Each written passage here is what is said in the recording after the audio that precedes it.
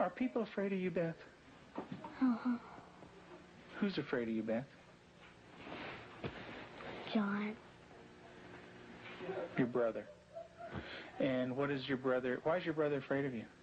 Because I hurt him so much. Mm-hmm. Okay. And what, at nighttime, what do your parents do to your door? Lock it shut. Why do they lock it shut? Because they don't want me to hurt John. Right. And they're kind of afraid of hurting John?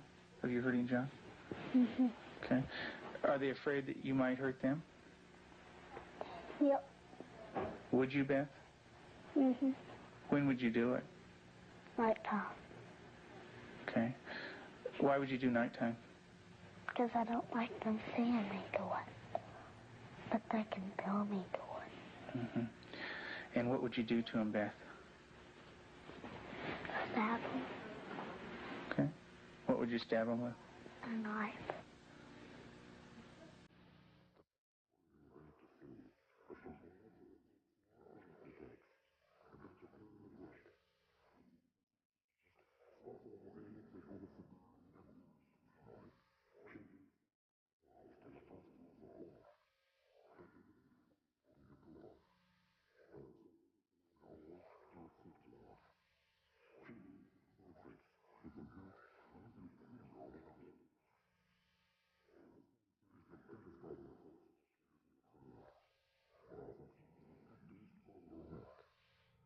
It is the story of a 6.5-year-old girl named Beth.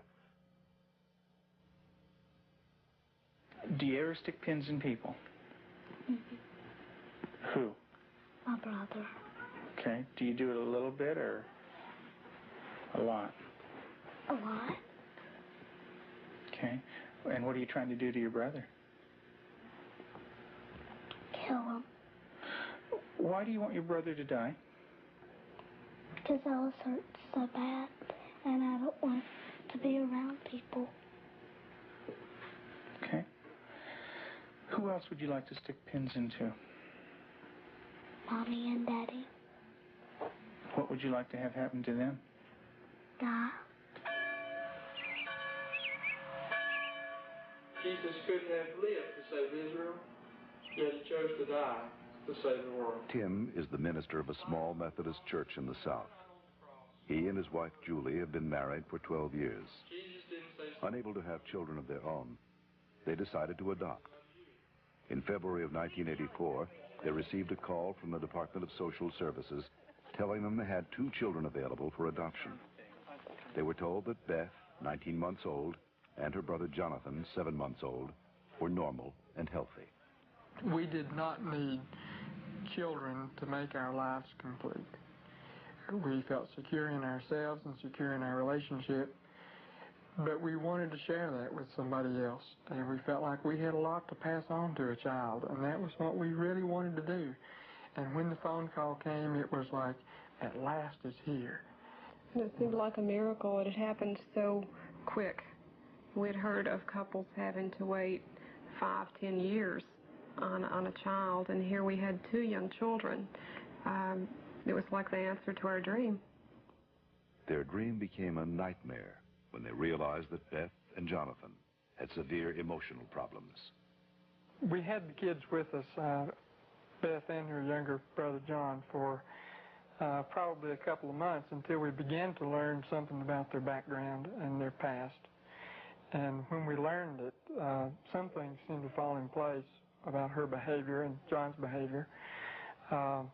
From several sources, we discovered that they didn't have enough food to eat. That perhaps even Beth went all day maybe with just a box of Kick cereal. John himself was found in a bassinet with little patches of urine all over it and a dirty diaper and a couple of bottles at his feet that had curdled milk, and the back of his head was completely flat. The front of his head had bulged out, and at 7 months he couldn't raise his head, couldn't roll over. He was just had no stimulation, and we think perhaps that it happened to Beth, and it wasn't very long until she began showing some signs of perhaps even some abuse. There was a nightmare that she had, and the nightmare was about a man who was falling on her and hurting her with a part of himself. Tell me about your birth father. What was that nightmare like? When he touched my vagina Okay. until it bled, hurt it a lot until it bled, and wouldn't feed me a lot. He'd hit on me, wouldn't be very nice to me. How old were you? 1. And in your nightmare, what happens? I get real scared. Where are you in the nightmare? What happens in the dream? I'm in the house, upstairs. And then what happens, Beth? When he comes upstairs and, hurts. How do you feel when you talk about this? Scared. Where's your birth father? What's he doing? He's right there, and there's his hand. His hand's right there. Where? Right there. You can't hardly see it because it's green. What's it touching? My vagina. And what is your birth father doing? Hurting it. Your face looks sad. Can you tell me about that? It's crying because there's dots of the tears. Beth had endured severe neglect and abuse as a child. Her birth mother died when she was 1. Because of these early childhood experiences, Beth never developed a sense of conscience, love, or trust for anyone. The early sexual abuse by her birth father would cause her to exhibit inappropriate sexual behavior, especially toward her brother. Does your brother have private parts?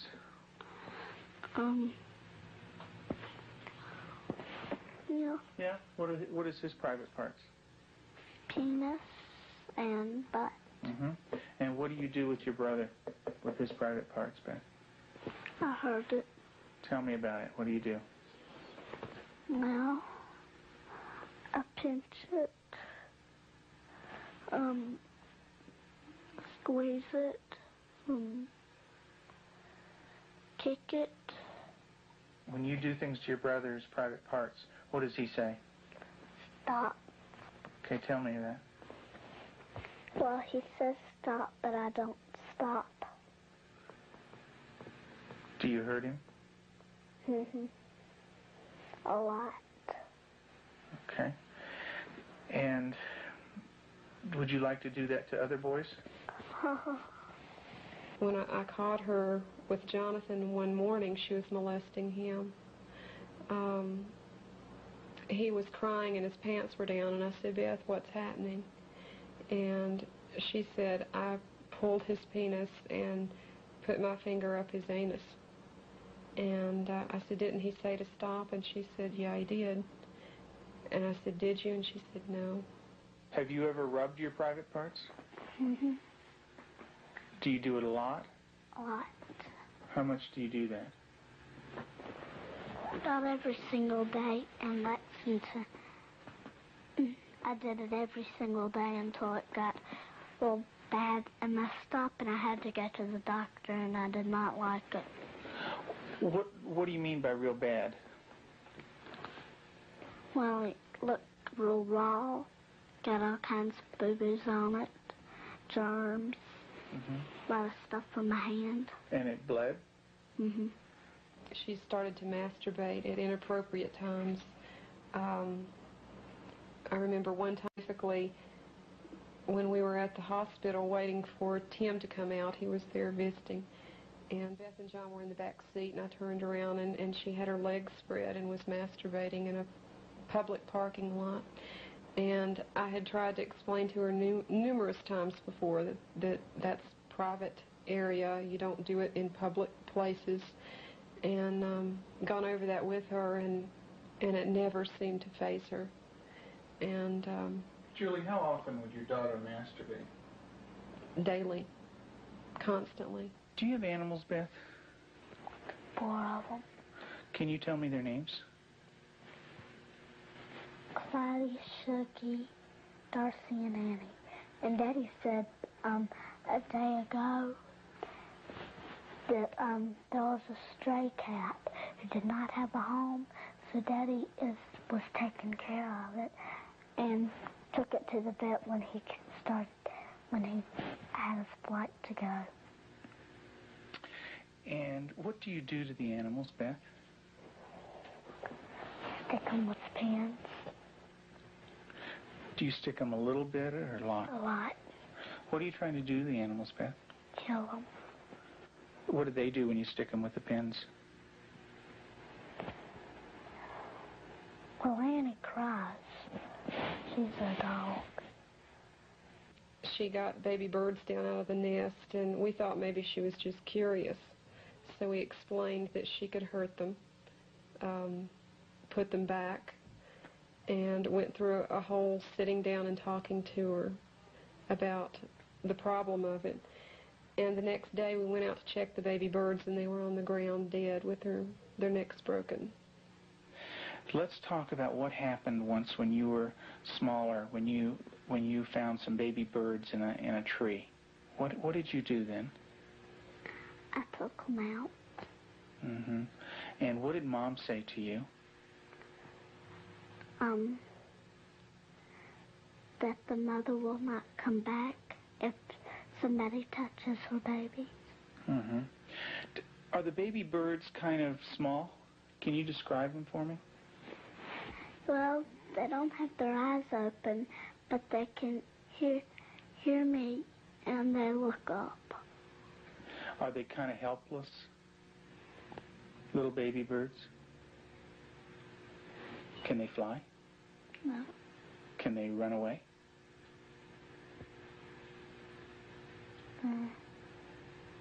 Yes. They can? Are they easy to catch or hard to catch? Hard. Yeah. Well, it's hard to remember. With the baby birds, what did you do? Took them out of the tree.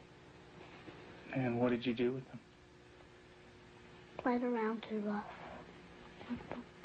Also, when at the end, I picked it up and I thought it was Dad, and I came to say, Mommy, is this bird dead?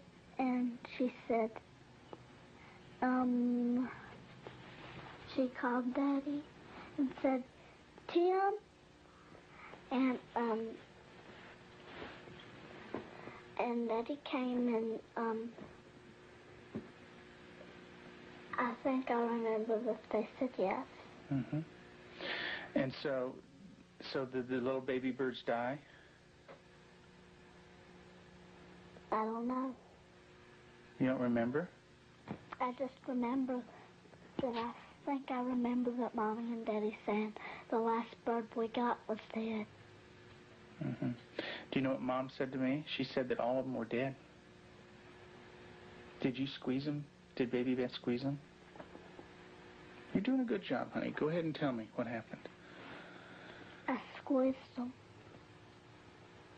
And what happened? They died.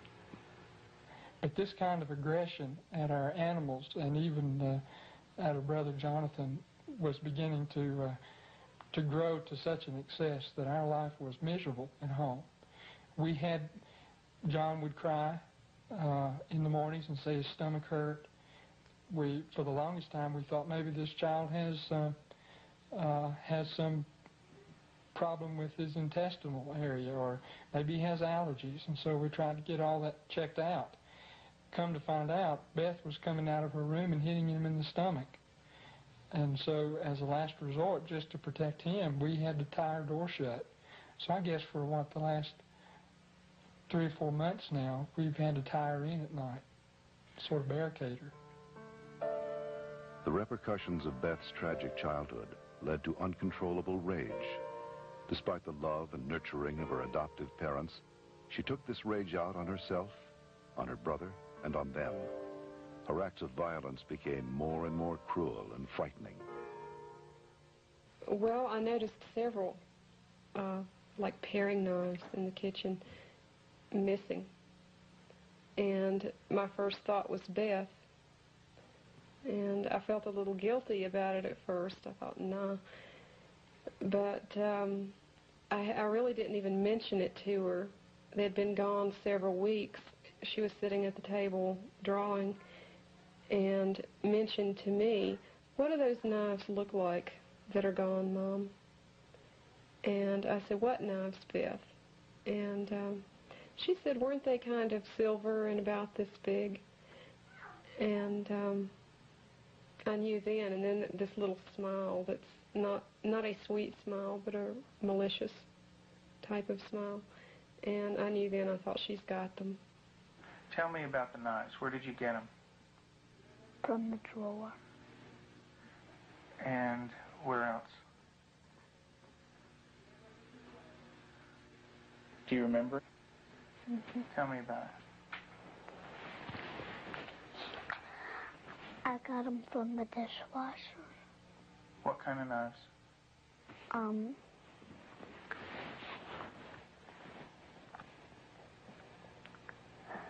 Big sharp ones.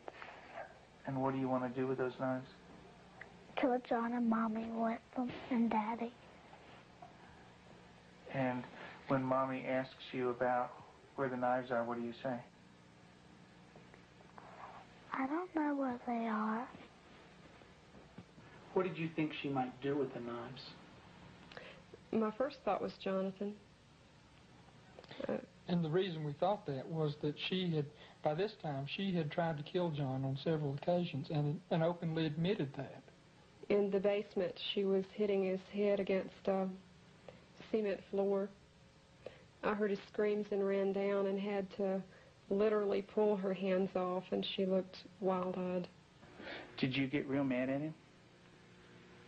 Did you hit his head real hard? Tell me about it. How many times did you do it? A lot?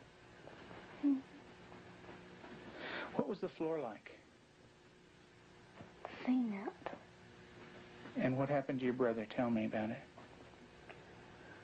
His head hurt real bad, but his chin, he had to have stitches in it.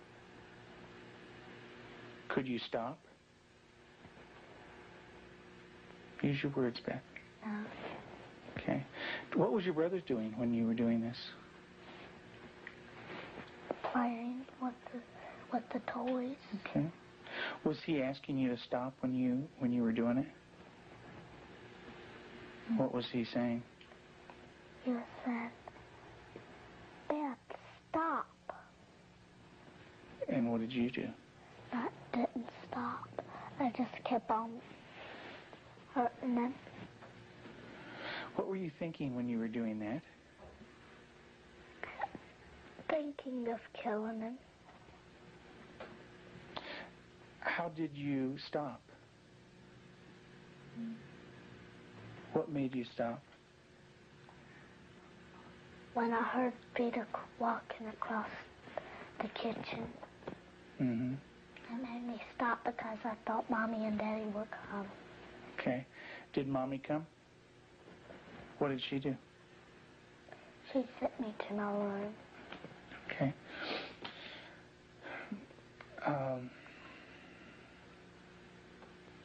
And what if Mom didn't stop you? What would you have done? Kept on doing it. And what about... After evaluating the extent of Beth's psychological problems, Dr. McGidd felt that for the well-being of the family, Beth needed to be temporarily separated from them. In April of 1989, her parents brought her to a special home with an expert at raising children with early attachment disorders, especially children who are dangerous to themselves and others. I have children that have killed numerous times. Cold-blooded family members, neighbor children killed them. And they can do it. Makes my blood run cold just thinking about 9 years old. People don't think a 9-year-old is capable of cold-blooded murder, but they are. That attachment break does severe damage to the heart, the ability to care and the ability to love. If they don't care and they don't love, They're capable of anything. We're very strict about everything. Everything is completely monitored. We take complete control because a child who's unattached does not trust. And because they don't trust, they don't allow anybody to be boss of them. So we take complete control. They are not boss of anything. They have to ask to get a drink of water. They have to ask to go to the bathroom. They have to ask to leave our sight. Part of that is because we cannot trust them because of the damage that they've done before. Beth, would you like to say grace, please? Dear Heavenly Father, thank you for this good day and everybody doing good. In Jesus' name, amen. Amen. Amen.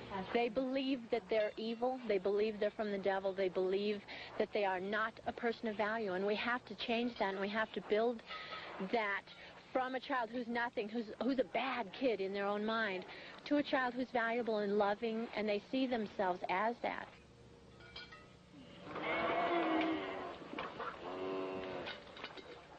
You don't have to bite this.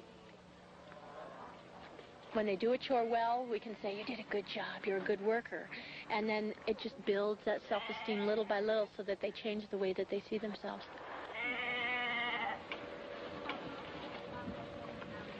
Several months into treatment in this controlled environment, Beth had made progress, and her therapist decided to loosen some of the controls. Anybody wants some more? I can. Beth continued to show signs of improvement. She began to develop a sense of right and wrong. She seemed to respond to affection, was more outgoing. Gosh, you don't have to like. She went to public school, made friends at the local church, and even sang in the choir. And you're going to go into Sunday school again this morning? Yeah. And get stickers? Maybe you could put one on your nose. Through the years you made it clear that the time of Christ was near.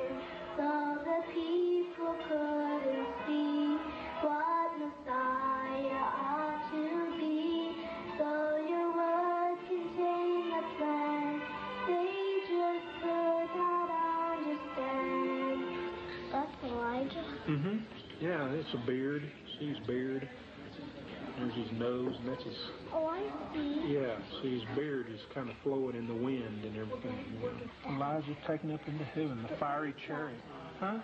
Well, that's Elisha. That's the other prophet that took Elijah's place.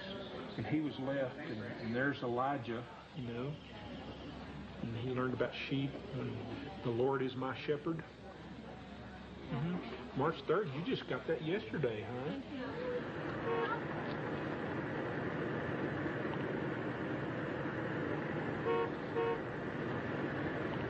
In the beginning, we couldn't trust her with anything. She was locked up at night. We had alarms on the door at night, so she wasn't sneaking around doing things with the other children.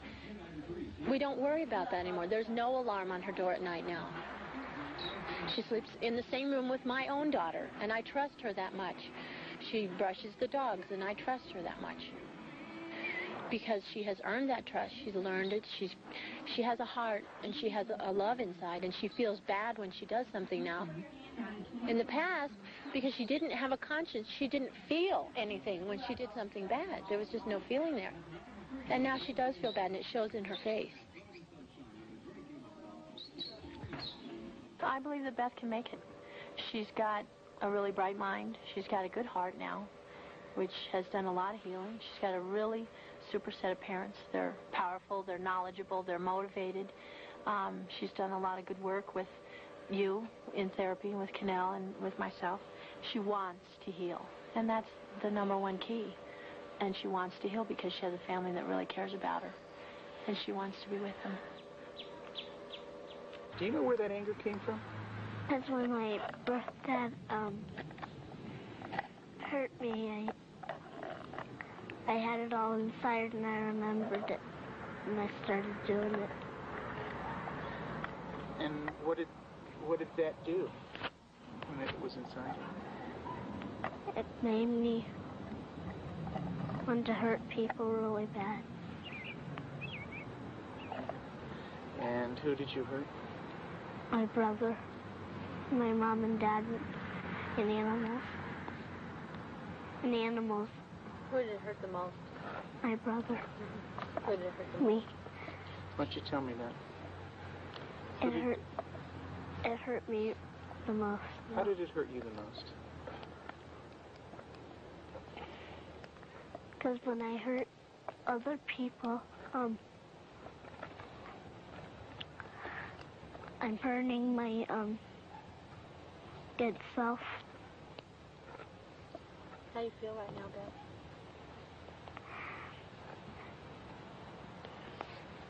Bad. It's kind of tough to talk about, isn't it? Yes. Mm-hmm. Beth gave her last interview for this film in December of 1989. Although she had made progress, she would still need extensive therapy. Not all abused children are as deeply scarred as Beth, but all abused children suffer a profound hurt for the rest of their lives. The road to recovery is long and hard for the abused child. There are more than 1 million new victims of child abuse in America every year.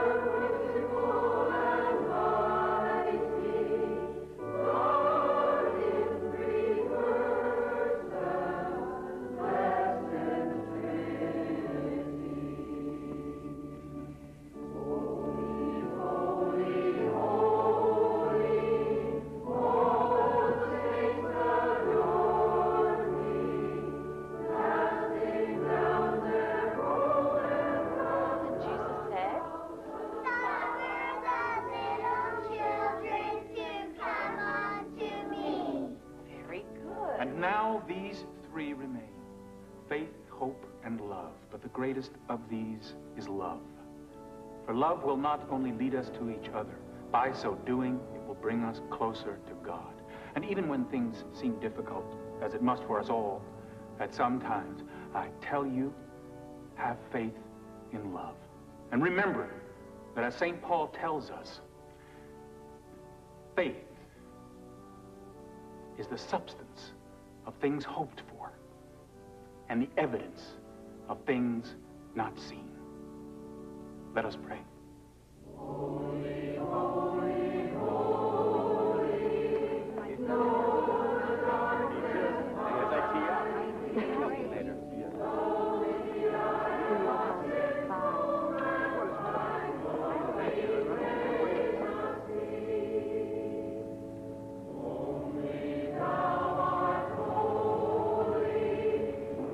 How you doing back there? Hi, Mrs. Hannah. Thank you.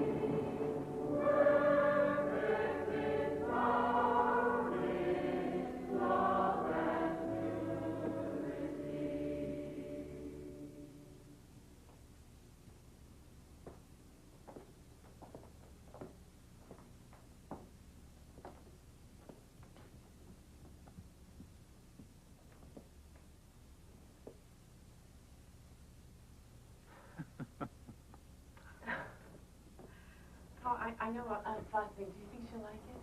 I think she'll love it. Oh, that must be Mom and Dad. They said they might stop by. Now? What could I say? They were excited. Rob, thank you. For what? Oh, God, I love you. I know. I'm just sorry. Come on now. No, I know, but you know, I wanted to give you children of your own who looked like you and were loving like you. They will be our own. You're sure of that? Well, I'm sure that they need what we have to give. And even if they don't look like us, they're bound to be loving, because that's just the way kids are. Hello? Hello? Anybody home? Quiet, Casey. Oh! Hi. Here we are, ready to spoil our grandchildren. They're wonderful. I told her we should wait.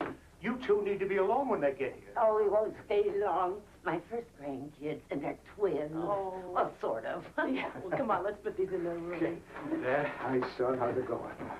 Oh, I can imagine. Big day, huh? Pins and needles, Dad. Yeah, I'll bet. We're almost there. Remember.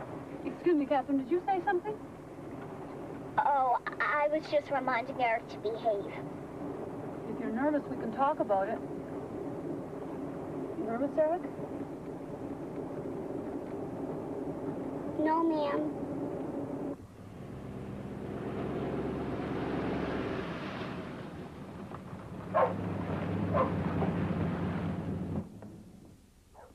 Rob, they're here.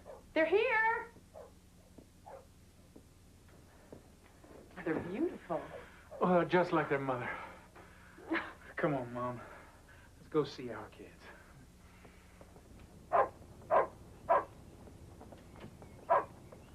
Quiet, Casey. There you are. Casey, quiet. Reverend Mrs. Tyler, I would like for you to meet Catherine and Eric Krieger. Hello, I'm Catherine. Hi, Catherine. I'm Jill. And this is Rob. Is that what you like to be called, Catherine? I prefer Cat. How about you, Eric? Eric is fine. Shake hands. Well, shall we go Can I inside? take that for you? I can't stay long. Okay, Eric, come on.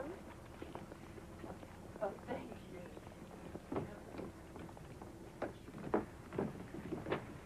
Thank you for bringing them on Sunday. As you know, Monday and Tuesday are Reverend's weekends, and Rob wanted to spend some extra time with them the first couple of days.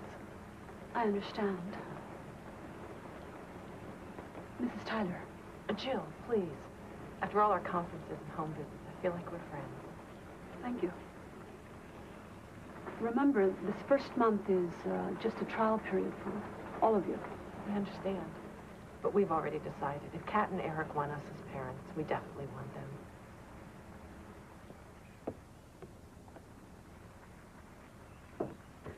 Now, let's see. Is there anything else? Catherine, Eric, any questions? No? Well, I guess I'll be going. What is it, Eric? Can I see your dog? Casey? Sure you can. I'll leave the pet introductions to you, too.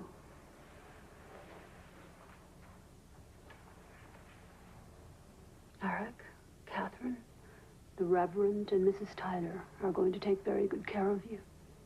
I want you to try and remember to be good children.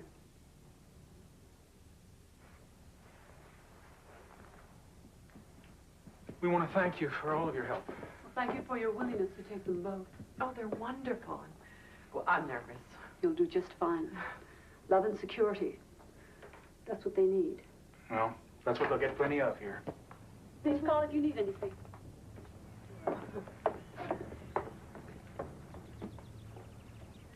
Thank you, Doris.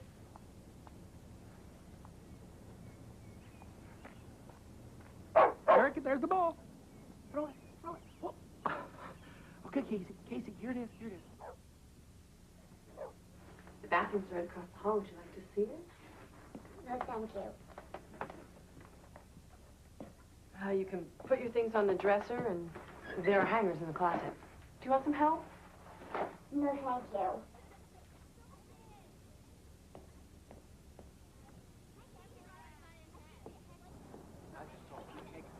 Oh, that's Johnny and some of the other kids who live around here.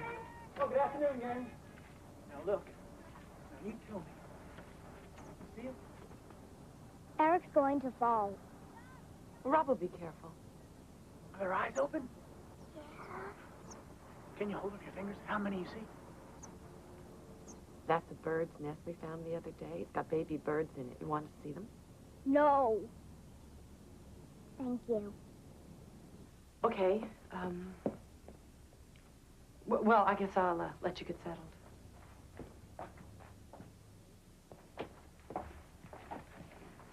I'll call you for dinner.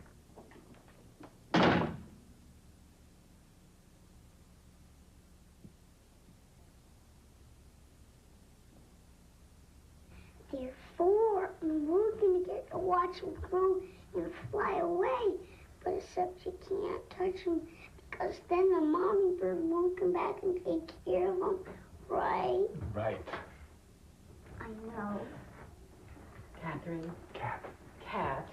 Would you say grace, please?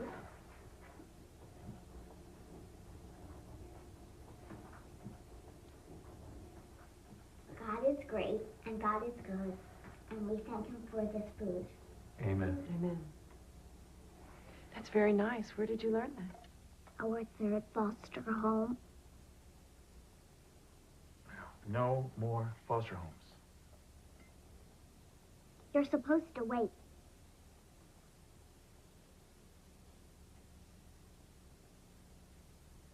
That's okay, Cat. We appreciate your good manners. There you go. Pass that to Rob. Thank you, Cat. Thank you. Would you like to eat I could eat that bread here. Now, I'm going to leave the nightlight on in the hall, so if you wake up, you know where you are, okay? And your flashlight is right here. Can the door open? Door open? Sure. Sure. Can I have a hug and a kiss goodnight? Oh, thank you. I'm really glad you're here, and I'm glad you're my little boy. You sleep good, okay? Night. Good night.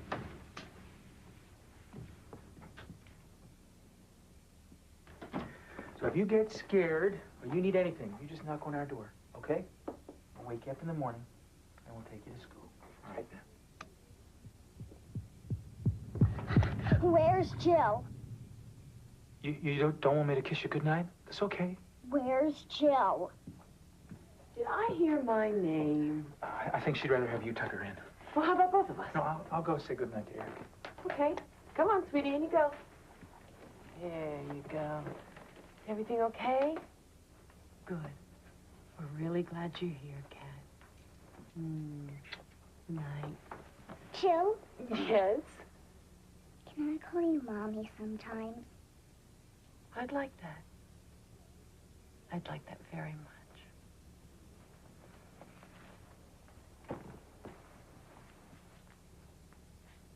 Robin's so happy, I can't tell you. They're wonderful. She's so precocious. Verbally. Emotionally, though. Oh, don't take it personally. I was kind of scared of strange men when I was her age, too. Funny, I don't feel strange. Oh, strangely wonderful. Well, let's just hope she comes to share her mother's feelings, like mother, like daughter. Oh, we just have to give them time, and us, too, to understand them before we try to change things. Think of what they've been through. 3 foster homes. And she's had to be the mother the whole time. Can you imagine? Their life must have been like. Well, with you as their mom, it's just improved a whole lot. I love you.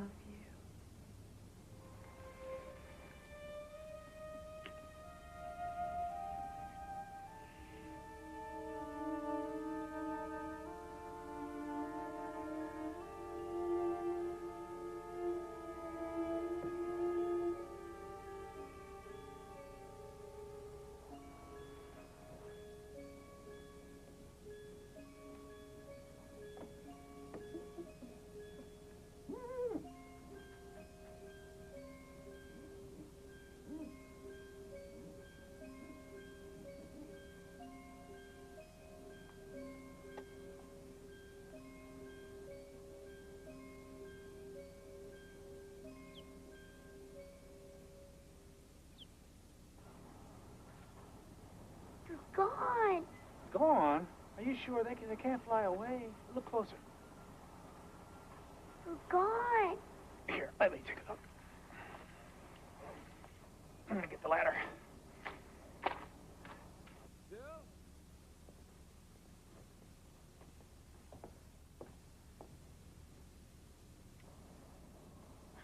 I don't.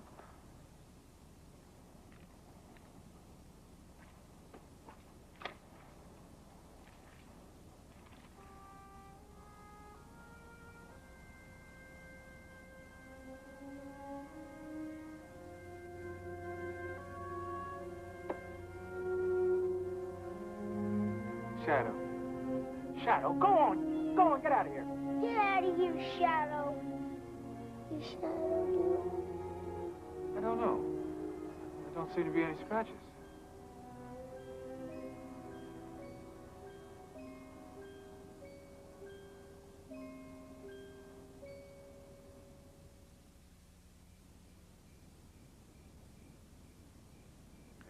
Look the other way, Mom. Oh, you're such a greedy little boy. Good. Give me my knives again. What? See you in about an hour. Bye. I lost more kitchen utensils when he was a boy. Can I interest you two in something to eat? Yes, thank you. There you go. Don't.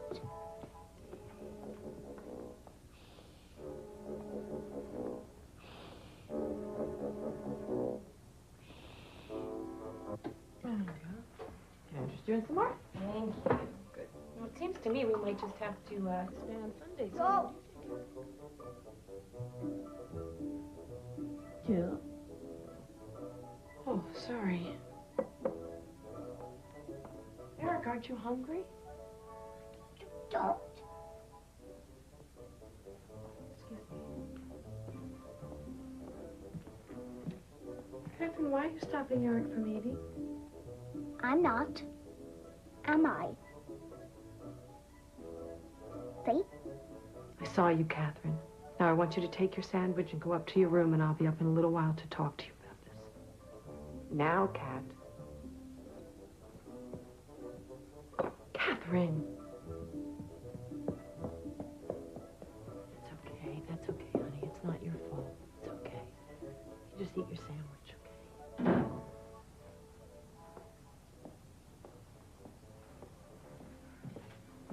Sorry about that. Where were we?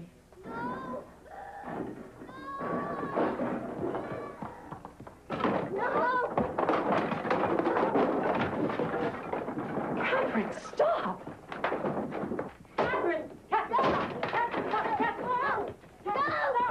Catherine, stop! Stop! Let me go! No! No! No! Stop! Stop it! Catherine! No! Catherine! Catherine, stop! That's enough! No! Now stop! Stop! Let me go! No! Catherine, that's enough! Let me go! That's enough! Catherine, stop! No! Stop! No! Please stop! I admit it was a little extreme. But in my experience, a tantrum's a tantrum. Here one minute, gone the next. Who is she? Calm. Sweet, congenial. What set her off? I did, I guess. She wouldn't let Eric eat, and when I sent her to her room, it seemed like she was punishing me for interfering. All that from a 7-year-old? You think I'm overreacting? Well, I think what Mom is saying is it just takes time to work things out.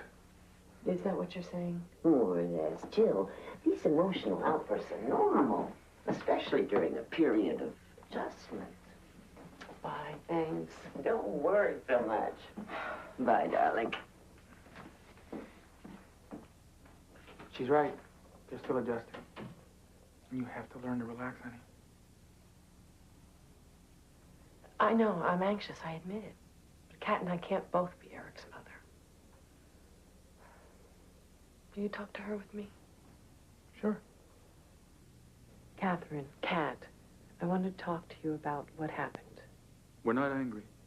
We just want to understand. Kat, can you look at... Kat. We know that you've had to take care of Eric, and we want you to know we think you've done a really good job. He messes up a lot. Well, all little boys do. But you don't have to worry about that now that you're here. That's why we get sent away.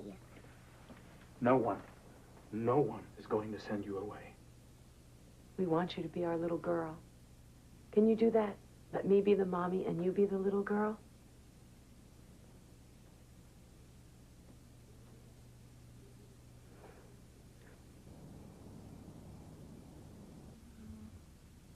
Stop.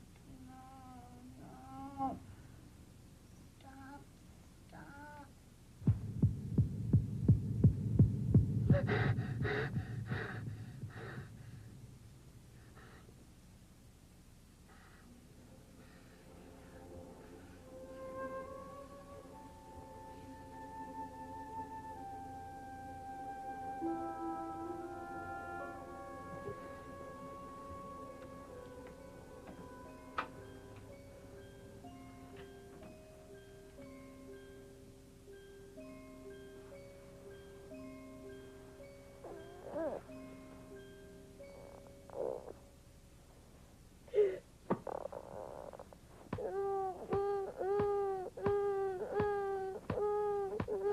I know somebody who's ticklish.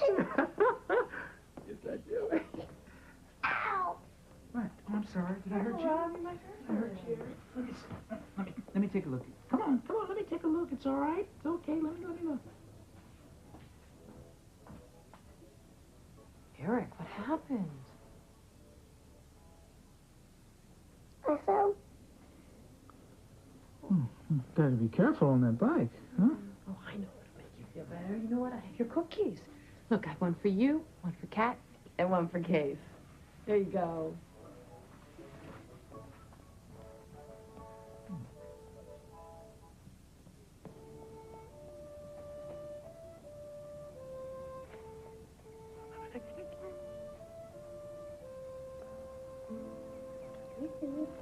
Come on.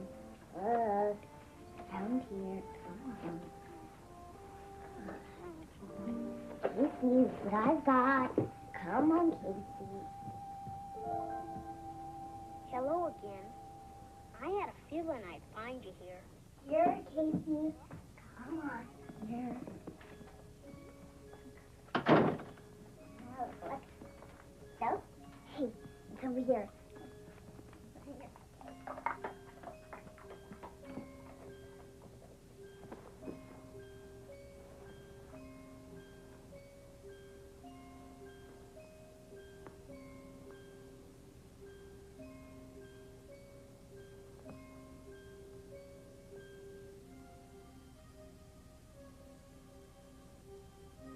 Nice, Casey.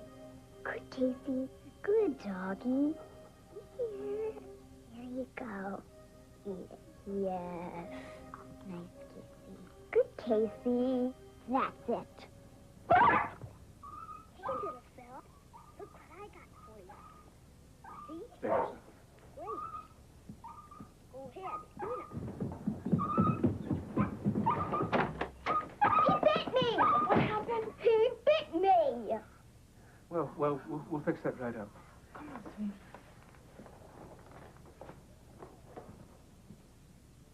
Well, that's not so bad. It's okay, Case. Take it easy. As sweet as you can. Right. He bit me. Well, we believe you, honey, but how did Case get... He bit me! Catherine!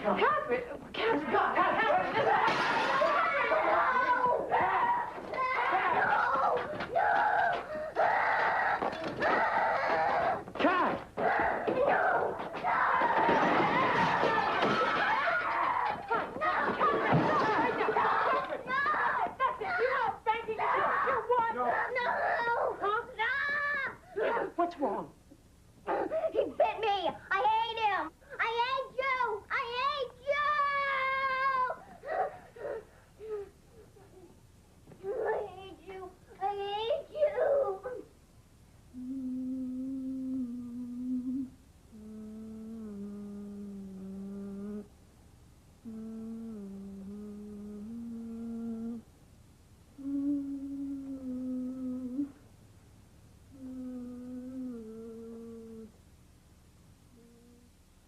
The vet said it looked as if he had been stabbed by a needle. If that's what happened, vets aren't infallible. But regardless, put yourself in Kat's position. Even if she was teasing Case, even if she wasn't telling the whole truth, is it really any wonder? After all, she Remember what she said. She was afraid that Eric's behavior would make us send them away. Eric's? Which is so hard for me to understand because he's so sweet and easygoing. Is that why they've been in so many foster homes, because of something Eric's done? I'm afraid I can't discuss the other placements. Even if what happened might help us with Catherine. All I can say is, maybe it would be best if you brought them back. Brought them back? Well, no, we don't want that. We're just trying to find out if there's something we need to know. Remember, this is still a trial period. And sometimes these things just don't work out. Please, Mrs. Hannah, Doris, that wasn't my intention. You did encourage us to call if we had any questions. Now, don't punish us for that. Believe me, that is not my intent. I am merely concerned. There's no need to be. We can handle them. Mrs. Hannah, please. If we are going to be good parents, then we need to know. Is there something you haven't told us about Catherine? Anything that might help us understand her behavior?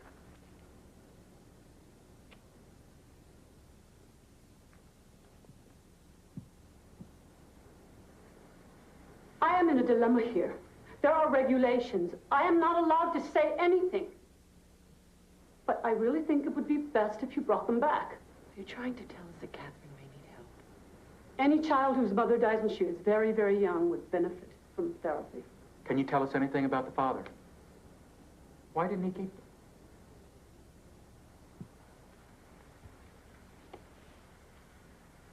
He couldn't cope. That's why they were fostered. When he finally realized that he wasn't prepared to take care of them properly, he released them for adoption. And I guess I can tell you that Catherine has had similar episodes in foster placement. Now, please, that's all I can tell you.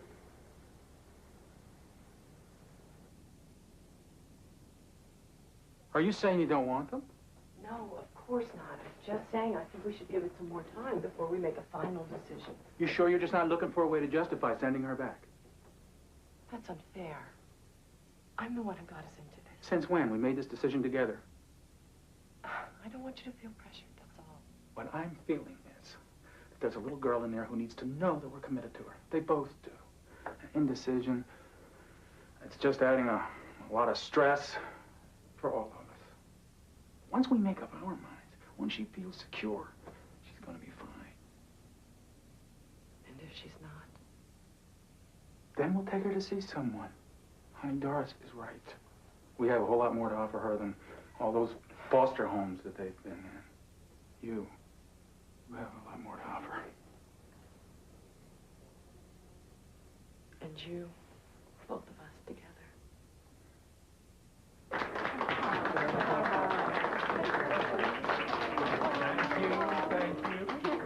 Thank you all for coming to celebrate our family birthday with us.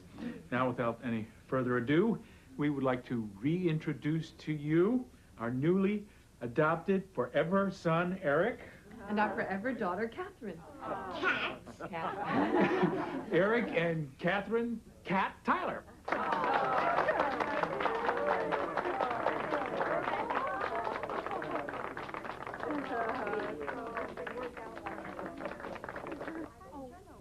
Mommy made it. Darling, it is beautiful.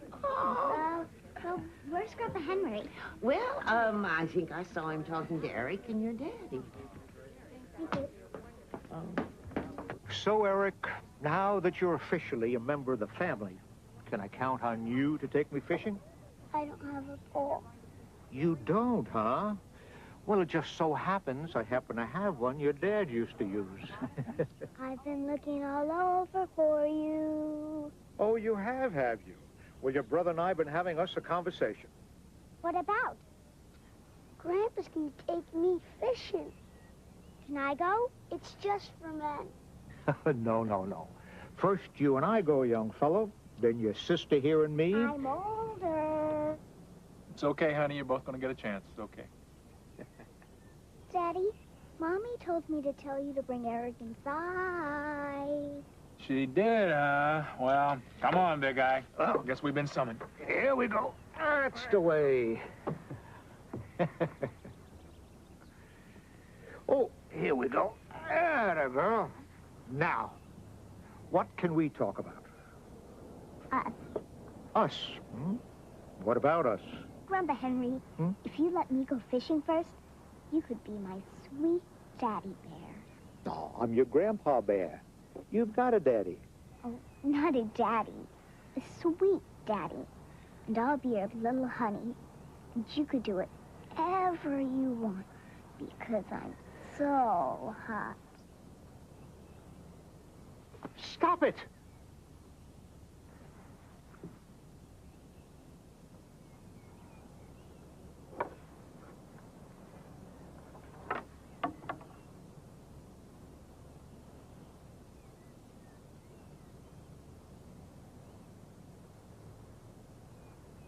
Is this an indication that she could possibly have been molested? Well, I'm sure you would have been told about something like that by the adoption people. Well, it's not just what she did to her grandfather. It's the rages and the destructiveness and the lying. How do you feel about your wife's assessment, Reverend Tyler? Well, there's no question that some of Kat's behavior is strange, but to me what's important is how much of that is her, and how much of that is her adjustment to a new home and to us. Well, let me talk to her. We'll see. My name's Catherine Mary Tyler, and I'm 7. 7? Not a little girl anymore. Are you nervous, Catherine? I understand. But in here, you can say whatever you want, and it'll be between just you and me. Do you understand? Good. Now, can you tell me what you're nervous about? Mommy and Daddy are mad at me. They are.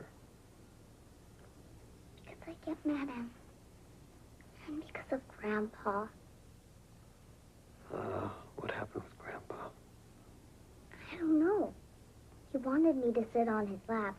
And then when I did, he got all red in the face and made me get off. Why do you think he did that? I don't know. I was just trying to be nice. I had on the new dress that Mommy made for me. And then he made me get off. Is he mad at me? I don't want him to be mad at me. I don't want to have to go away again.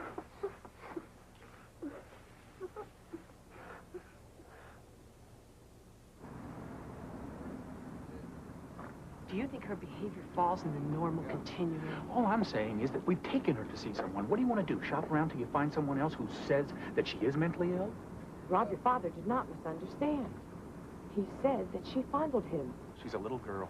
That doesn't mean she's innocent. I know you want to believe that all children are loving, and that Kat is. So do I. But we have to face it, the things that she is doing, they're not loving. And maybe because something happened. Something Doris wants to tell us, and she can't. What Doris will tell us is to bring them back. Well, we won't. We made that decision. We did, but the bureaucracy didn't. Joe, I am telling you, the best thing that we can do is assume the doctor is right and to just keep trying to make her feel secure and a part of this family. Thank you. Hello. Hi. Is it good? Yeah. Good.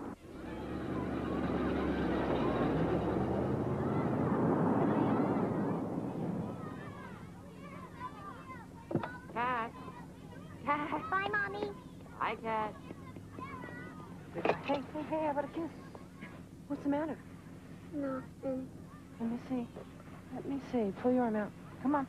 Come on. What's the matter? Oh, Eric. Who did this?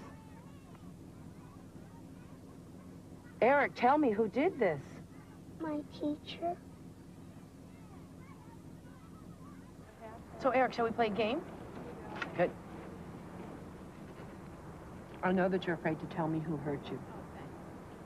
But I think that it's really important that I know, because if it wasn't your teacher, then we don't want to hurt her feelings. So I'll just say some names, and when I say the name of the person who hurt you, you can just nod your head yes, okay? Okay. Was it, Grandma Barbara? Was it Daddy? How about Johnny or Or one of your other friends? Was it Casey? Was it Catherine?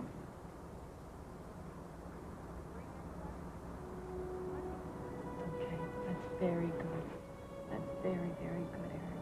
Thank you. Would you do me another favor? Could I see your stomach? Okay, sweetie. Let me see.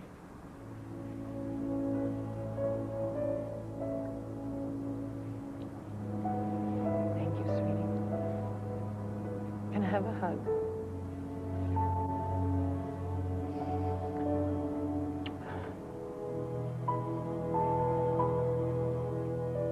Dear Lord, please help my heart and my voice. Heal, not hurt. Help this child to reflect thy loving spirit. Mommy! Mommy! In here, Cat. What's wrong, Mommy? Mommy, what's wrong? Eric showed me his bruises today. I was going to tell you. His teacher did that. Isn't it terrible? No, you did it, Cat. And then you told him to lie about it, didn't you? Me? I'm not angry. I was angry, very angry, that you would do something like that. Not only to Eric, but to his teacher. She could lose her job over something like that. Good.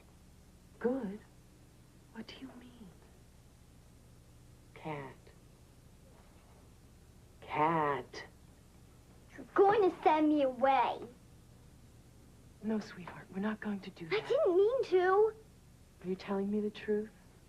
Why don't you believe me? I want to, honey, I do. But it's hard when you do things like you did to Eric and Casey. He hurt me first. Were you scared? Is that what happened? I was just trying to pet him, take care of him, like with Eric and the baby bird.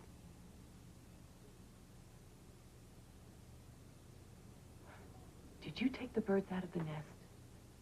The mommy bird wasn't going to come back anyway. You sure fooled Dr. Merritt, didn't you? Well, you're not fooling me or Daddy, not anymore. And I don't want you ever to hit your brother again. Do you understand me? Even when he's bad? I'm the mommy, remember? And you're such a good mommy. Thank you for making my dress. It's such a pretty dress. What are you doing? What is wrong with you? Why are you hurting me? You said you weren't mad. I was wrong. When you do the kind of things you do, it makes me very mad. I'm sorry, Mommy. Oh, why? Why do you do these things? Are you angry? Can I go now? No, you may not go. I want you to stay in your room and think about things. Think quietly. No screaming or breaking things. Do you understand? Do you? I'll call you for dinner.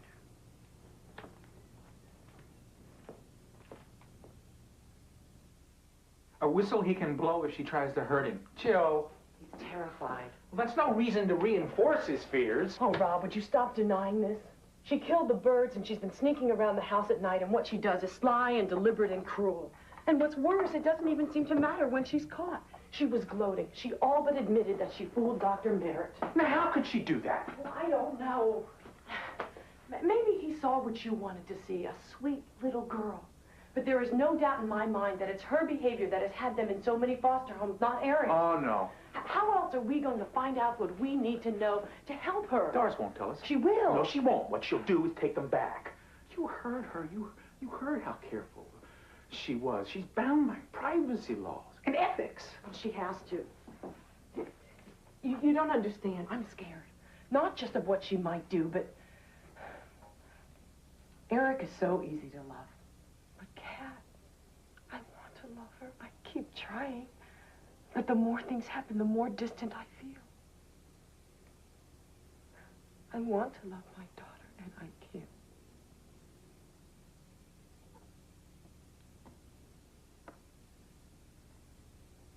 And there definitely is something wrong.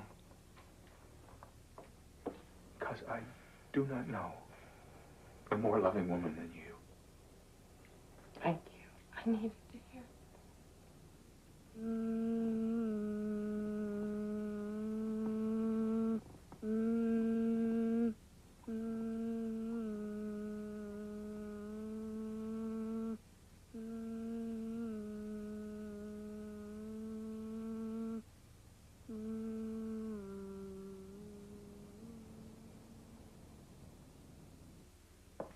You guys want to go out to dinner or special hamburgers?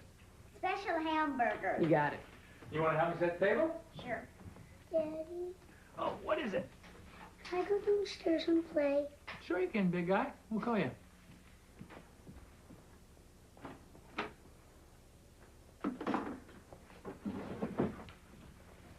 Can I go too?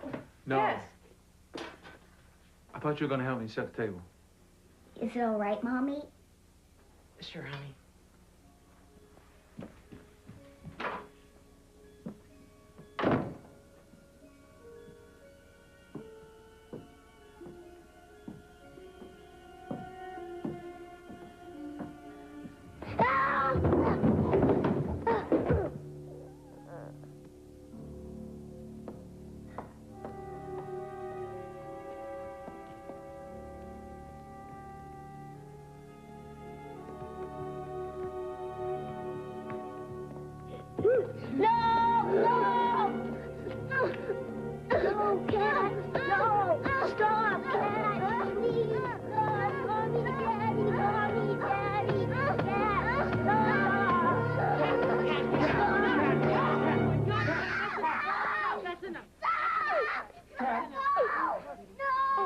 Robbie, please.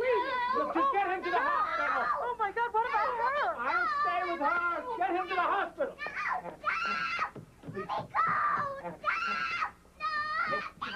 Cat. Cat.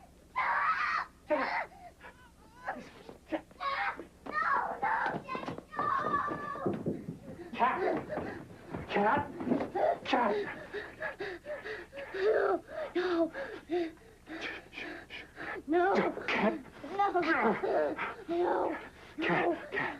No. No. No. No. No.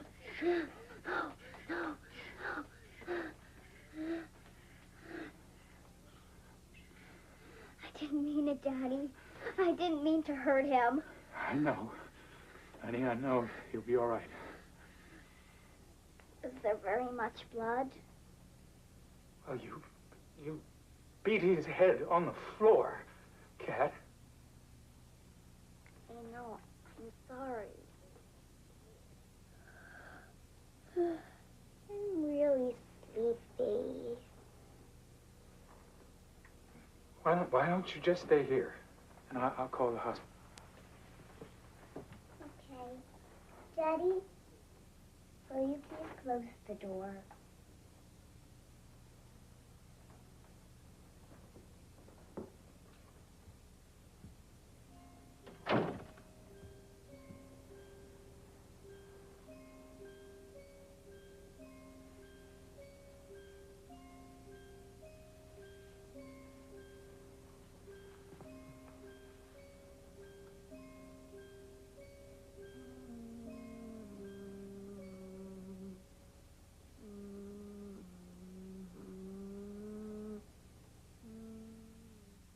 God, how many times have I wanted to tell parents like you the truth?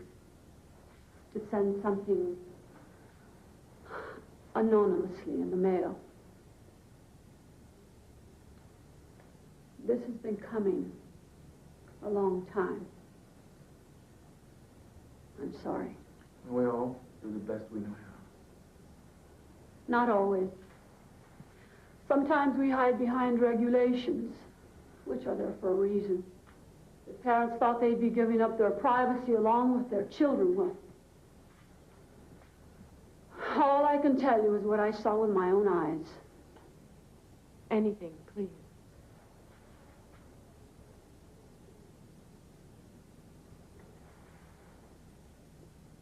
The house was filthy. There was garbage everywhere.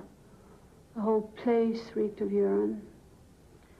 I could hear the screaming all the way outside. It was Catherine, 18 months old. She'd been tied to a table leg.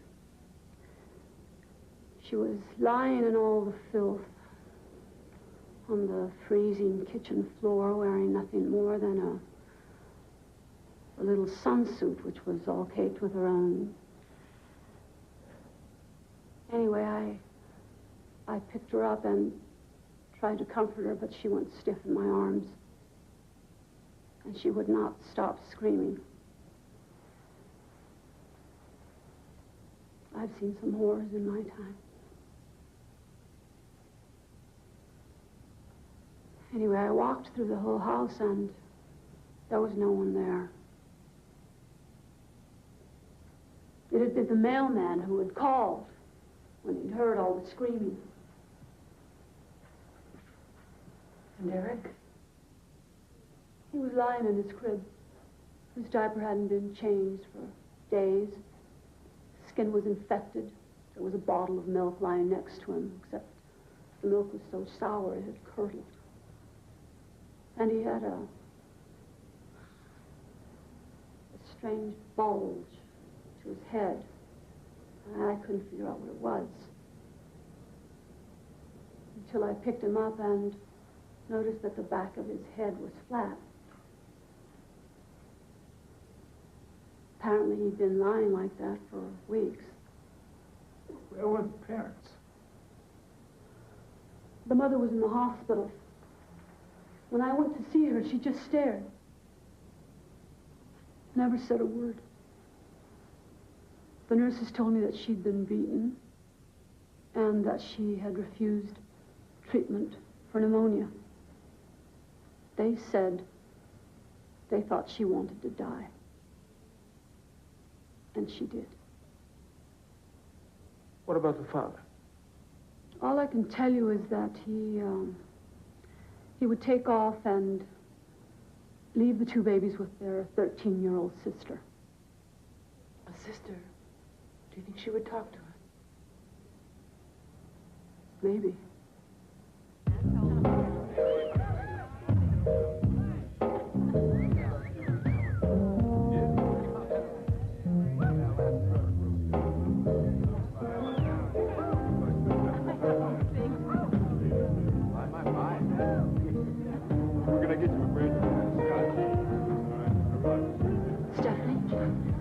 What do you want? This is Jill Tyler. She'd like to talk with you. I don't do women. My husband and I adopted Catherine and Eric. Oh, lucky you. We want to find out what their life was like, what your life was like, what happened. Catherine's very disturbed. She hurts Eric. She tried to kill him. Please, help us.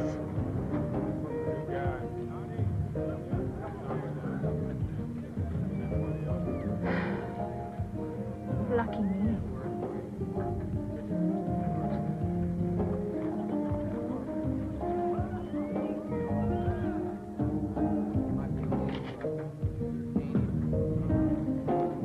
Drinks. For the ladies.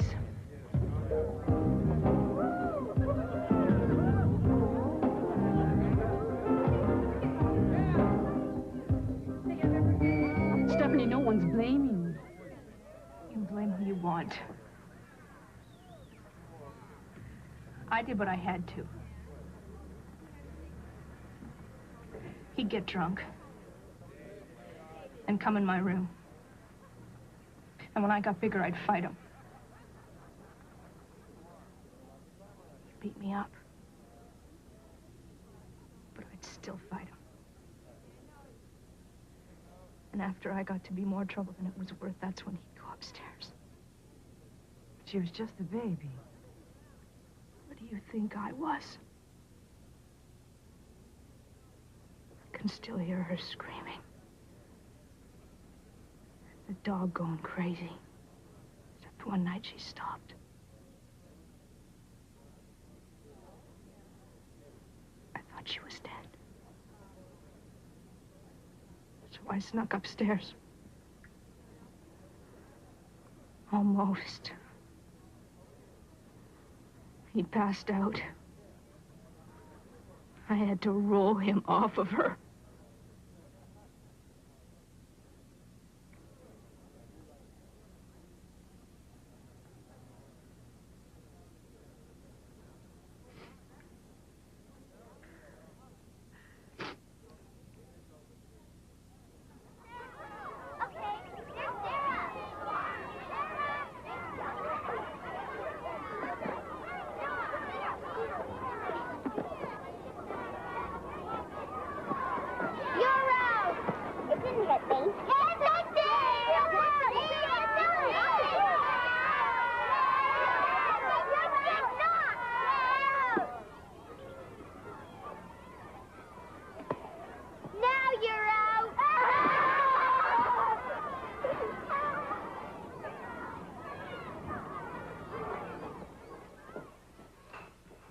Catherine, go back to your seat.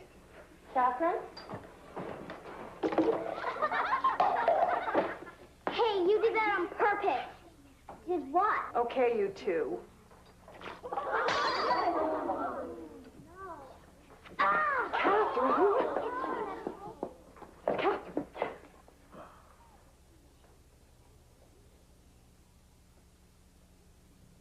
Is Johnny all right? Well, she just missed his eye. The whole class and the teacher saw it.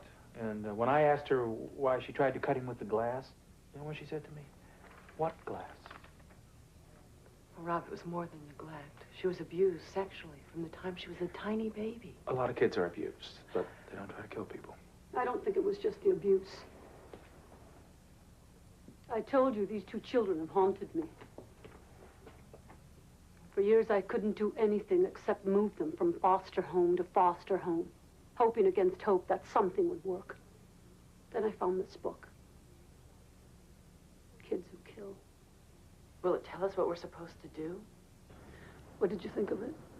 Oh, it's chilling. I feel like I'm reading a description of Kat, the immorality, the manipulation. Her obsession with blood and death, her violence. How many other therapists know about this? Not many. Does this work, this holding therapy? I don't know. I'm ashamed to say I never followed through with it. We wouldn't have the money to pay for it anyway. I wonder if we do. Well, we'll find a way. We have to. I hope so. Jill, I don't want you to feel that I don't have compassion for Kat, as I do. I'm still trying to love her. But what I got out of that book is that without a conscience, she's no different than a serial killer. Or a Nazi. Well, that's what she could be if we don't help her.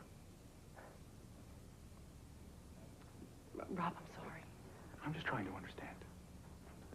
I'm sure you can explain her behavior as psychopathic, and I know that she has suffered abuse, but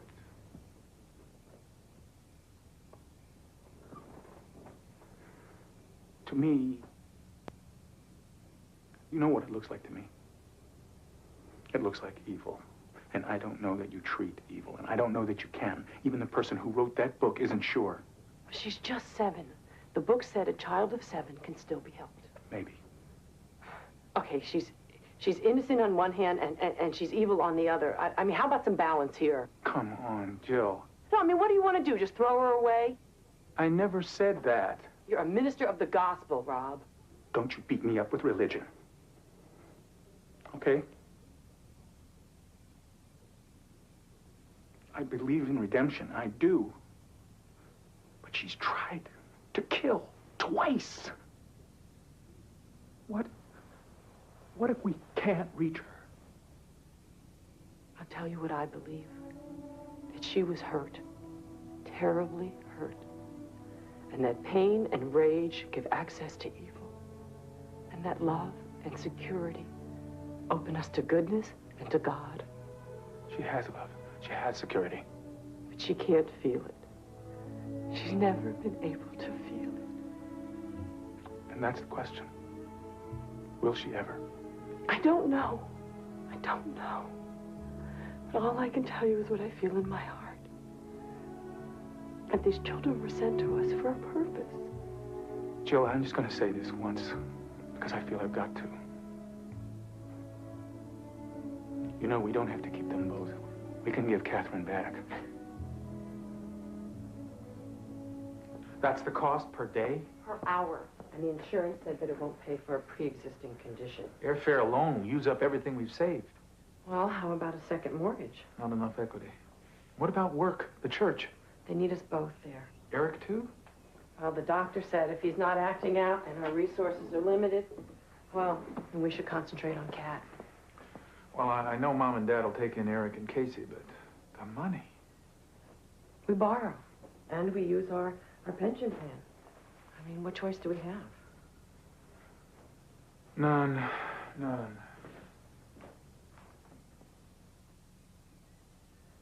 As most of you know, one of our children, Catherine, has been having some problems. I know this has been difficult for some of you. Jill and I would like to apologize. This next week, we'll be taking Catherine to a special clinic for treatment. We've arranged with the bishop for a substitute, and Mary Ann will be taking over Jill's Sunday school class. We want to thank you all for your understanding. And please, remember us in your prayers.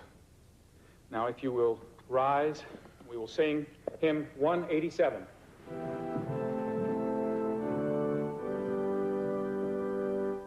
Faith of our fathers living still, in spite of dungeon, fire, and sword. Oh, how our hearts beat high with joy, whene'er we hear that glory. Catherine. It's your pretty name. Is that what you want me to call you? Or Kat? Just Catherine. Okay, Catherine. I'm Dr. Myers. How are you feeling? A bit nervous? Well, don't worry, I'm not going to hurt you. I'm just going to ask you a few questions, okay? Did you do these drawings? Okay. Let me ask you something. Are you a happy little girl? You like your new home? How about your mommy and your daddy? How about your brother Eric? How about school? You have friends at school? Yeah? Well, good. Good. Sounds like you are a happy girl. Mm-hmm. Except sometimes Mommy gets mad at me. Oh, she does? What for? Oh, you know, when I don't say my prayers, or when I tease Eric. But then everything's okay. It's all fine again. Yeah? I must say I'm disappointed. I was looking so forward to meeting you, you know? Now, I'm surprised. School says that you're a terrific little student, you're a good reader. I am. Really? Your parents say such interesting things about you, but I don't know, now that we've talked, I find you're a really ordinary little girl. I don't think we have much more to say to each other.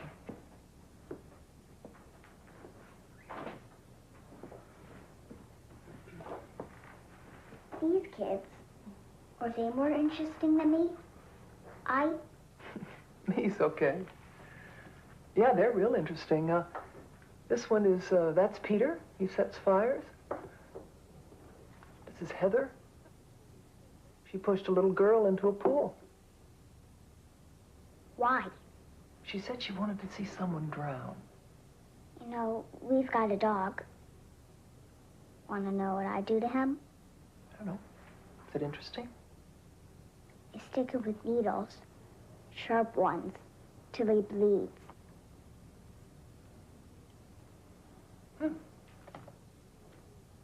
Did they tell you about Eric? You mean like when you hit his head on the floor? I pushed him and smashed his head and smashed it and smashed it and smashed it. He kept yelling, "Stop, Cat, stop."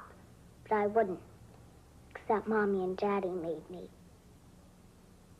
How'd you feel about that? Mad. How mad? I'm going to kill them. How are you going to do that? Stab them with a knife at night. I like night because it's dark and I don't like them to see me do it. But they'll feel me do it. You are certainly not an ordinary little girl. I'm not? Ordinary little girls don't want to kill their parents. They don't? I'm glad you brought her. You, have a very sick little girl there. She shows all the signs of a severely unattached child. Doctor, we read your book. That's why we're here. I'd just like to be sure that we're understanding Bonding is a natural biological and psychological process that normally occurs between a mother and a child just after birth. If this does not occur, we say that a child fails to attach. Now, this can happen for all sorts of reasons. Children born to mothers who are addicted to drugs and alcohol, or who come from broken homes, or separated from their mothers at a critical time. Kids born into poverty, and all that that implies. It's the mother that's important then? Important, but not vital. If there is another caretaker that the child can bond with. Well, why does this happen to some children and not to others? I mean, Eric has problems, but he's not dangerous. We don't know the answer to that question yet. It may be genetic. Some children could be more susceptible than others. It could be the number and severity of breaks in attachment. But the critical factor is bonding, learning to bond. That's how a child develops the ability to trust and to love. And it's when that bond fails that they often become violent and full of rage. Can you help her? She's severely disturbed. I don't want to hold out any false hope. What we'll be looking for is some sense that Catherine can feel empathy and compassion for someone else, that she can feel what they feel. I mean, this is one of the things that inhibits us from hurting others. Trust me, I will help Catherine as much as I can in the amount of time that I have. And remember, please, this is a family process. Together, we will do everything we can.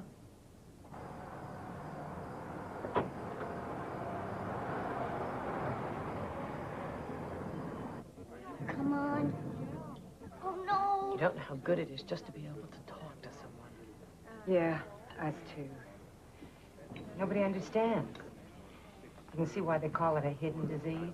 Yeah, in plain sight. Like teenagers who murder strangers and then go party. Or corporate executives that steal millions. I meant the professionals. So cold. They're blind. All you gotta do is look around. Anyway, everywhere we went, they made us feel that Justin wasn't the problem, that we were. Has the holding therapy helped? He hasn't set any fires. Since we've been here. I'm hopeful. She's hopeful. I'm broke. Mike thinks bottom line. He forgets this is about kids. What about the two we've got waiting at home? How about them, huh?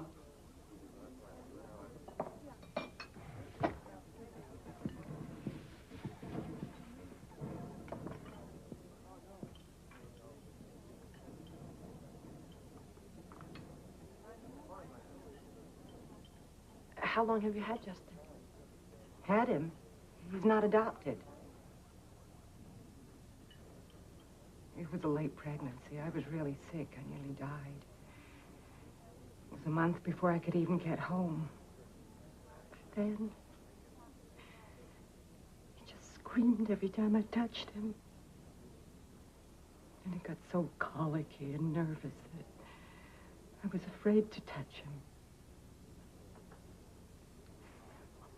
I know he wasn't consciously rejecting me or anything. I knew that. He couldn't help it. He was just a little baby. But it got so that I just couldn't wait to get away from his hurt and his screaming and and get back to work.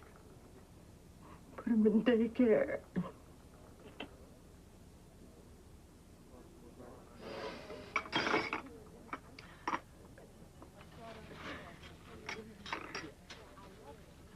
Sorry. Sorry. Please, don't be. This is agony. No, it's the end of the line. We've tried doctors, shrinks, acupuncture, quacks. We've even had the kid exorcised. We aren't even Catholic. We kept thinking love was the answer. We could just love him enough. Right. Our kids at home are terrified. Hell, so am I. Give him another year, he won't have to set fires to kill us off. He'll be able to do it with his bare hands.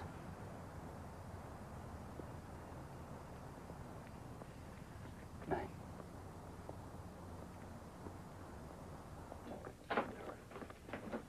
What are you doing? I'm making sure this door is locked good and tight. How come I can't sleep with you and Daddy? Well, because you're a big girl, and if you need us, you can knock on the door, okay? Oh, where's your animals? Here. Okay. Tiffany and Grizzly.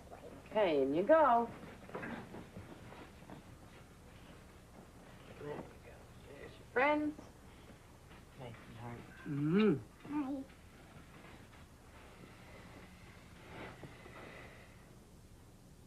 No?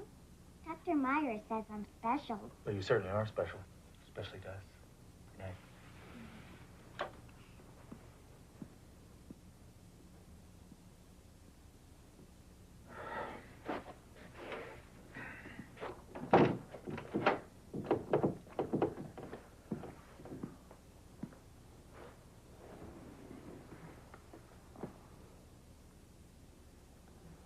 Is that better?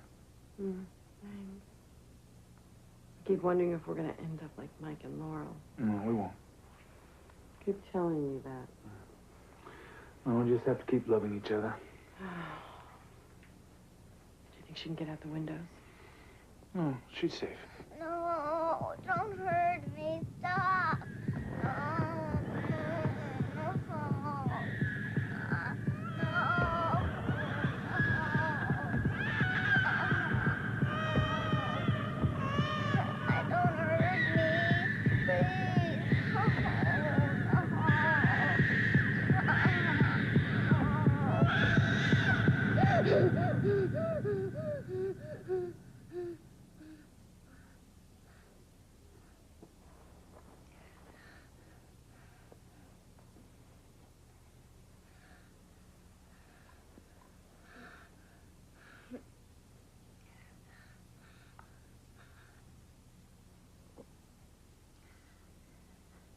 What we'll be doing is deliberately provoking Catherine's rage.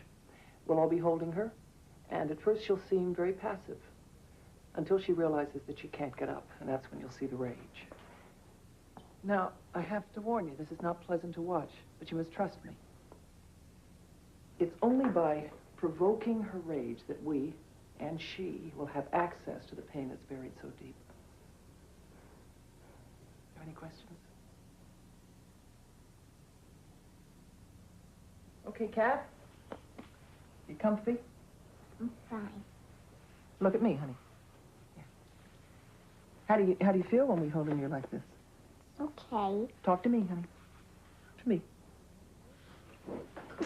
Let me go. I want to get up. Oh, really? You're the boss now, huh? You're going to tell me what to do? Look at me. And a girl. That's kind of a... It doesn't look like you're going anywhere, huh? Oh, come on. My grandmother can kick harder than that. Come on. Let me go. I will let go. Who's the boss now, Kat, huh? Go. Can't be Kat, because it doesn't look like she's going anywhere. Let me go. Let me go.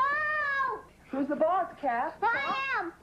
I could do whatever I want. Oh, you can? Well, you can't get up. What kind of a boss is that? It's not much of a boss, is it? No. Stop. Come on. No. Let it out, kiddo. No. Come on. Come on. No. What? I can't hear you. I can't hear you. What is it? I hate your guts, you ugly old bitch! Oh, good. Good. You're getting honest now, huh? I want you to look at me when you say that. I want you to look at me, and I want you to say it real loud, okay? Say it. I want you to look at me. I want you to say it loud. Do you understand what I'm saying? Say it loud. Come on. What are you, scared? Come on, say it. Come on, louder. I hate your guts, you ugly old bitch! Okay, louder. No! Louder, Cat, louder. No! Say it again. I hate your guts, you ugly old bitch! Okay, one more time, Cat. Say it loud, real loud. No! You're doing great, kiddo. Say it again. One more time. Come on, one more time. I hate your guts, you ugly old bitch! Why do you hate me, Cat? You won't let me go! Cat, honey, when have you felt this way before? Look I at me. don't know! Feel, honey. Mommy, Tell make me it how you stop! feel. Let me go, please, Mommy, I want to Stop get it, out, stop it, stop Mommy, it, stop it, Mommy. Cat. Cat. Cat. Cat, come here. No, don't touch me! Cat, come on, it's okay, Cat. Come here. Please trust this process. You are terrorizing her. She is horrified. That's because she's frustrated and she's full of rage because she's not getting what she wants. What we have to do is get through that rage, into the pain, and through to the empathy. How can she learn empathy from cruelty? My intent isn't cruel. Is yours? This is the only way we know how to do it. It's the only way. Or do you think talk therapy is going to help? You have a homicidal child in your hands.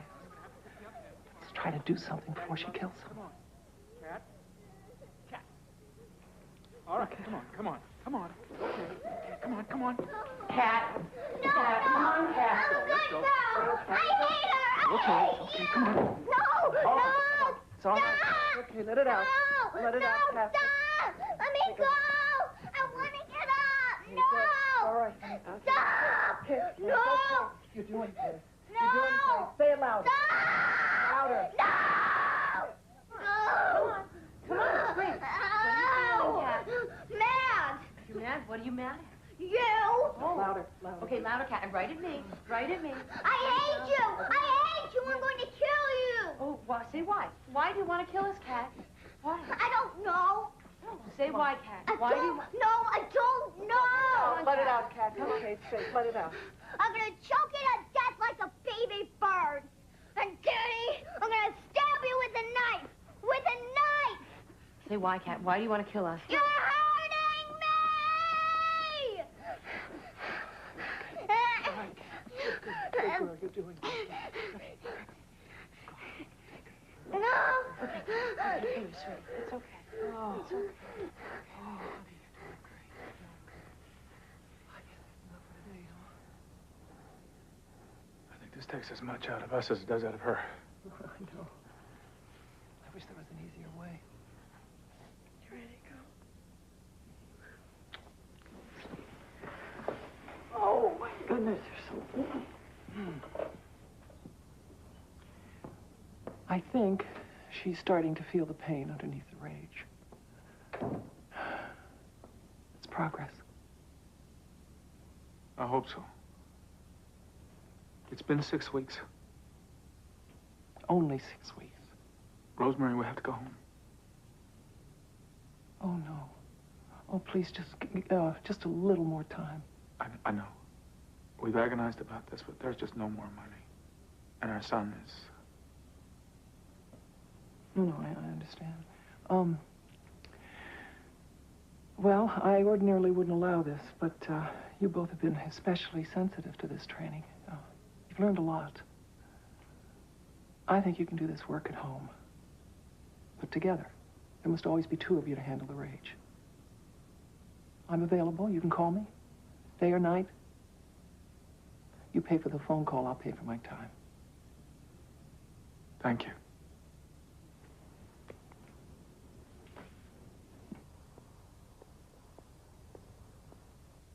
Eric says hi, and Grandma and Grandpa. Mommy, am I getting better? What do you think? You think I am. How come? You haven't done any bad things. That's right, you haven't. Do you want to? I love you so much. So much. I love you too, Mommy. Good night.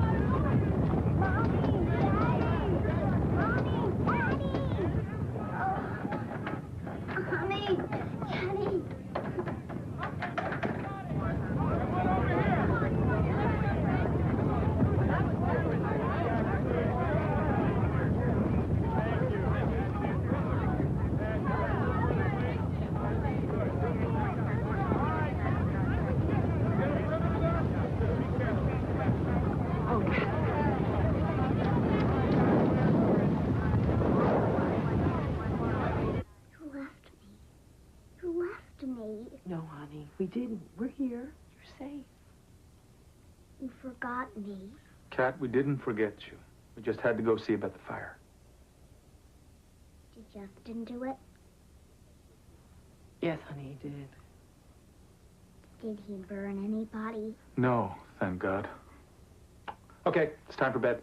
Please, can I sleep here? Please, please, I'm scared. All right, just for tonight. Kat.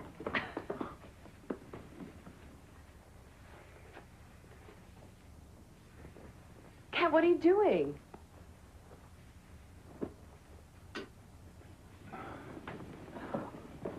Just had to get Grizzly. Oh, good idea. Come on. Come on, sweetie. Oh. Can we get under there? There you go. Oh. I love you, Kat. Night, Mommy. Night, Daddy. Good night, sweetie.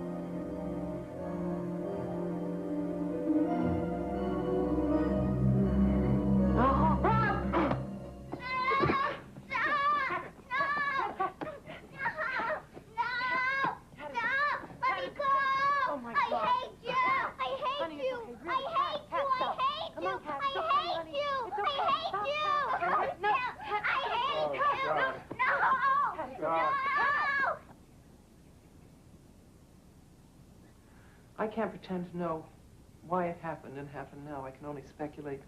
The fire, the rage that came with the panic when she felt deserted. And of course, this work brings up old memories, you know. But we were talking last night, and she said she didn't want to do bad things. I'm sure she meant it. Will she ever change? Will she ever lead a normal life? Jill, if you're asking me for a guarantee, I can't give you one. This is not a quick fix. And don't trust anybody that tells you it is. It's terrifying, I know, but we have to teach this child how to access her pain and her rage so that she can understand it, and then she can control it. Well, what if she can't learn? What if she ends up like Justin? Do I just sit and wait for her to try to kill Rob or Eric? Well, Justin's 11. We don't know enough yet to easily reach a child of that age. But there's hope for Catherine. Here or at home as you continue to work with her. I don't know if I can. Maybe I should take over. Well, it's better if she bonds with her mother first. Jill, we have this last session. Can you do it? I'll kill you! I'll kill you! Why do you want to kill us? You're hurting me! No, your birth dad hurt you, Kat. Your birth dad hurt you. You hurt me! Don't hurt me! Please, Daddy, don't hurt me! Don't hurt me! What are you Don't seeing? hurt me. What are you seeing, Kathleen? What is He's it? coming. He's coming. What's he doing? How do you feel, Kat? How do you feel? I'll kill it. I hate him. I'll kill you. Tell him, Kat. I'll kill you. I'll kill you. I'll kill you. I'll stab you like Casey. I'll beat you like Eric.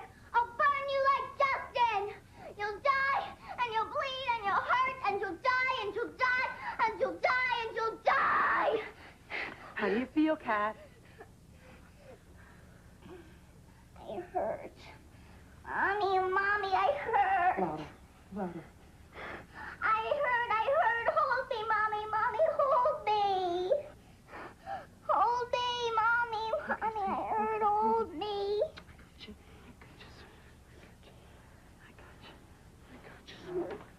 That's good. Slow back, little girl. It's okay to hurt, and it's okay to be mad. Look at me, Kat. Now listen. Your birth dad hurt baby Kat. But this is your daddy, and he loves you very much. Do you understand that? Your birth dad hurt baby Kat, and that's why she wants to hurt other people. Kill them. Kill them. Do you know why? Do you want other people to hurt like you hurt? And be dead. Your birth dad hurt baby Kat, and that's why she wants to hurt and kill. But Kat isn't a baby. Not anymore. She's a big, strong, beautiful girl. Big, strong, beautiful Catherine can tell baby Kat to stop. Big Catherine can control baby Kat. And when she does, do you know something? That's when the hurting will start to go away.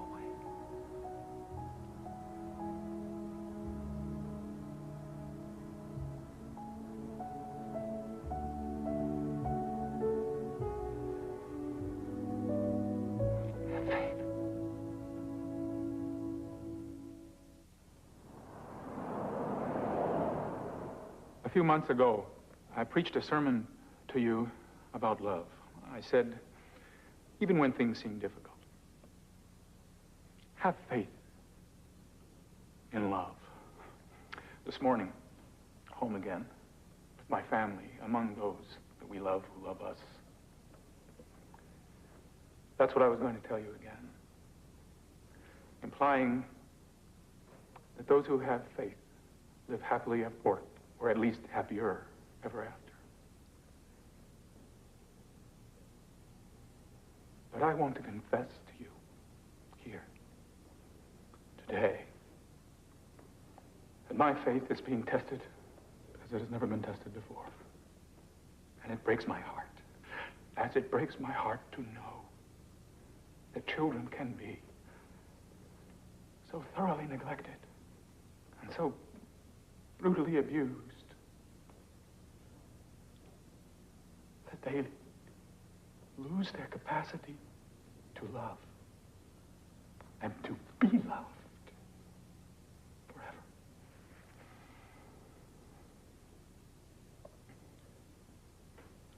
That they must, just to protect themselves, wall off their hearts and open their souls to evil, just to survive. That they must abjure conscience, set aside empathy, remorse, compassion, all of the feelings and the emotions that bind us together as human beings and as children of God. So let us vow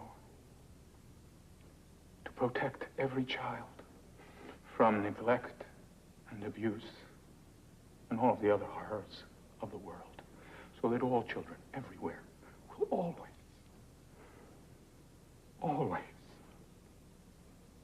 be open to the love of God and live in God's love forever.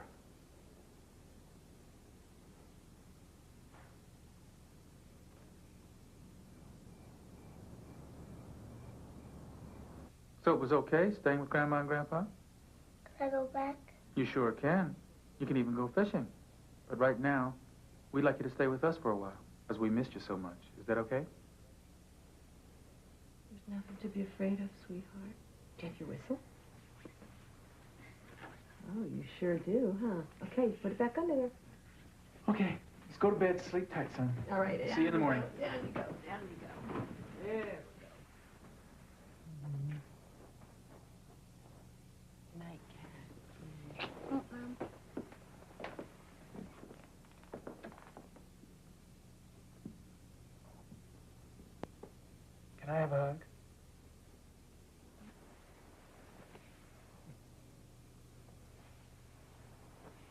night, Cat.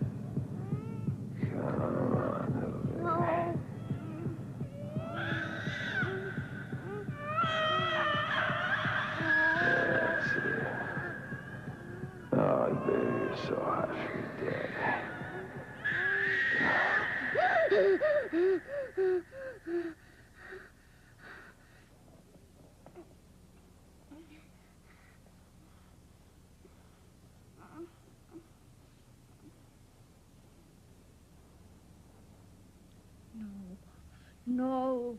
No.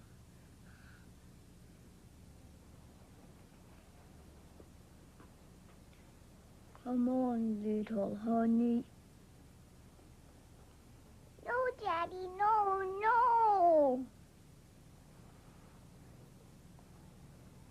Oh, baby, you're so hot for your daddy. No, Daddy, no, no, you're hurting me. You're hurting me. No, no. No, no. No, no, no. No, no, no, no, no, no, no. I killed him. Look, I killed him. See, I killed him. Look. I killed him. See? I killed him. I killed him. Look. I killed him. Look. It's okay. I killed him. It's okay. See? Honey, why don't you get back to her room? Look. Okay. Daddy, I It's killed okay. him. See? Yes. It's okay. Look. It's I okay. killed him. See, I killed him. There you go. Jill, will you stop it, please? It's not your fault. It's not my fault. It's not anybody. I wanted them too. I mean, I want them. We can't let her do something that she will have to live with for the rest of her life. I don't understand. What are you saying? Sitting in church, I realized that I can't let her go no matter what she does. And if anyone's going to be her mother, if she's going to bond with anyone, it'll be me. So, I'll take her. Take her? What do you mean? Look, I didn't adopt these kids just to be separated from my wife. Just until she's better. And if she isn't? If she ends up like Justin, what are we supposed to do? Just give up our lives together? You think that's what God wants? I don't know what God wants. He doesn't talk to me, okay? I mean, maybe here's where we're supposed to be missionaries, not in Africa. Together? But here with Kat. Yes, together. We'll be together, just not living together. I'll get an apartment. You're not leaving. And if she does something to hurt you or Eric... Or you? I'll put an alarm on the door. You can do that here. And raise Eric in a prison, terrified all the time. Rob, listen to me, please. Feel what I'm feeling. I want to love her as a mother loves a child. Like you want to love her as a daughter. And I don't. I can't. But I love her with all the compassion in my heart, and I could no more abandon her than I could turn away a starving man that God sent to my door for food. And neither can you, my love, my beautiful husband, neither can you. Let's go and work with our daughter.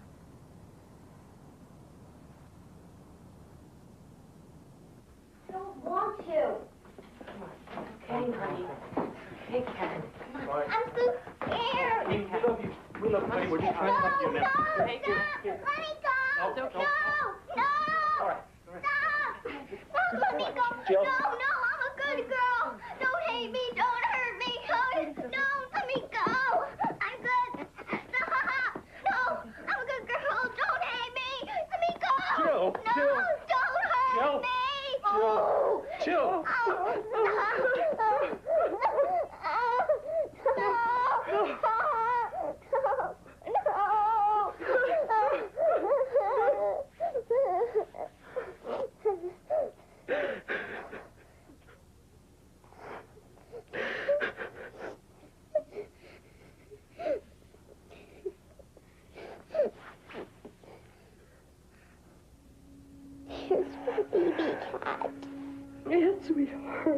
for baby Cat, for all the other babies hurt in the world.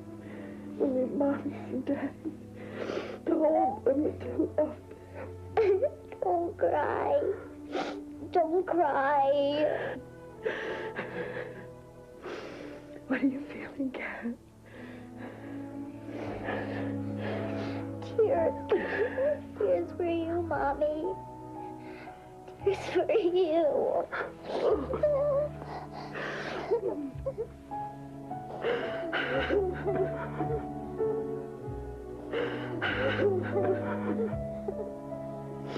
I love you, Mommy.